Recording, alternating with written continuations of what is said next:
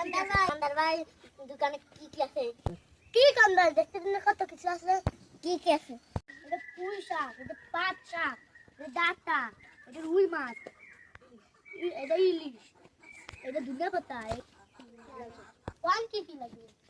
ইলিশ মাছের দাম কত? বেশি না তো 1000 টাকা।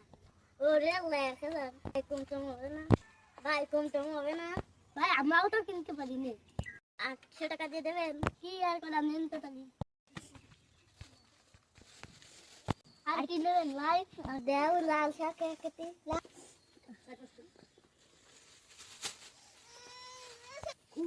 ভাই, খুব ধন্যবাদ, ভালো ভাই। একটি ধন্যবাদ দি দেও ভাই। দাম কত হয়েছে ভাই? সব মিলা 830 টাকা। নাকি দেখেন ভাই, বিছানায় যদি একটু খেলা দেখছি।